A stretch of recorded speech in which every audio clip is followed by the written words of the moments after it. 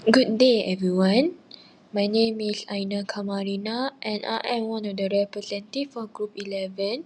Our group will be talking about a case study of Dr. Mohammad Khir Toyo. In this video, we are going to talk about the introduction, the background of the case study, the corruption details, and the impact of the consequences of the case. We will also be learning about the legal action and the outcome of the case, what we can learn in this case, the conclusion and the reference that have been used for this case study. In this case, we learn the fact that Dr. Mohammad Khir Toyo is actually a Menteri Besar of Selangor, a former Menteri Besar of Selangor. He has been charged of corruption due to the suspicious acquisition of 2 land plots and a bungalow. The federal court in the year of 2015 has made a verdict of 12 months in prison and a property forfeit. This case is significant because it shows that Malaysia is serious in battling corruption and the fact that not even the menteri can be spared if there are actually allegations of corruption. Now, for my part, I'll be focusing on the background of the case, and I've divided into 3 sections, which is firstly background and context, investigation and legal action, court verdict and significance. So first, the background and context. Khir Toyo served as the Menteri Besar of Selangor from 2000 to 2008. He was a prominent figure in UMNO and also held the role of Barisan Nasional Chairman in Selangor.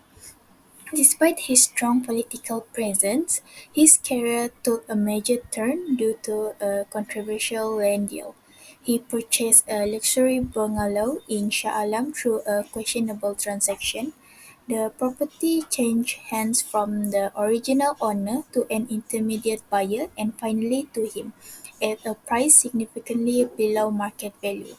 What made things even more suspicious was that the bungalow was registered under his wife's name, Zahra Kecik, which raised further concern and complicated the investigation.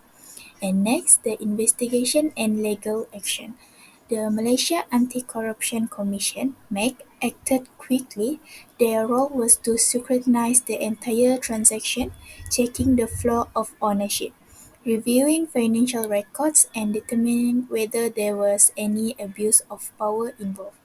As the investigation deepened, the evidence gathered was strong enough to proceed with legal action. The case was brought before the Shah Alam High Court, showing that the authorities were committed to addressing the issue seriously. Lastly, the court verdict and its significance. In 2012, Khir Toyo was found guilty of corruption. He was sentenced to 12 months in prison and fined RM 300,000. This verdict was a significant moment. It showed that even high-ranking officials are not immune to legal consequences. It also sent a strong message about the importance of transparency and ethical governance. Furthermore, the case highlighted the need for stronger oversight in how public property and land deals are handled, especially involving bodies like Selangor State Governance and PKNS. Now, I will be presenting a corruption case involving the corruption details of Dr. Khir Toyo. Let's begin with the property purchase. On the 29th of May 2007, Dr. Khir purchased 2 plots of land and a luxurious bungalow located at number 8 and 10 at Jalan Swasta 7/1L Section 7 Shah Alam. The total price paid was RM 3.5 million, significantly lower than the actual market value, that is 5 million. The seller, Dato' Shamsuddin Haironi, was the director of Dita Masendrian Berhad and had business ties with the Selangor State Development Corruption, or known as PKNS, which was chaired by Dr. Khir. Shamsuddin later testified that he felt compelled to agree to the transaction due to these business connections. Now, Looking at the abuse of power, at that time Dr. Khir was not only the Chief Minister of Selangor, but also the Chairman of PKNS. This dual role gave him substantial influence over state matters and business dealings. He used this position to pressure individuals into making decisions that will favor him personally. In this case, he manipulated the seller into offering a discounted price, knowing that non-compliance could potentially risk the seller's business interests. The court found that Dr. Khir had clearly misused his authority to secure personal gain, and this case highlights the danger of unchecked authority and the importance of integrity in leadership. Good morning, everyone. My name is Mohammad. Today, I will quickly talk about the impact and result of the Toyo corruption case. First, public trust was lost. People started to doubt the honesty of government leaders. Second, it caused unfair treatment in society. Rich and powerful people could break the rules, but normal people had to follow them. Next, the economy was affected. Investors were afraid money was used wrongly, and house price went up. This slowed down business and growth. The case also showed weak leadership. It proved that there was not enough control or checking in the Selangor government. But one good thing was legal action was taken. He was found guilty, showing that no one is above the law. This helped people believe more in the law and in group like MACC. In short, this case caused many problems, but it also reminds us why justice and honesty are important. I think that's all from me. Thank you. Next, I would be talking about the legal actions and outcome of the case of Dr. Mohammad Khir Toyo. So, during December 2010, he was charged with corruption for acquiring land and a bungalow below the market value. The transaction occurred on May 29, 2007 at the official residence of the Selangor Menteri Besar. During December 2011, at the Shah Alam High Court, he was found guilty of abusing his position as Menteri Besar. The outcome of the High Court was he was sentenced to 12-month prison and property forfeiture. During 2013, he appealed to the Court of Appeal. However, his appeal was rejected as the court upheld the guilty verdict and sentence.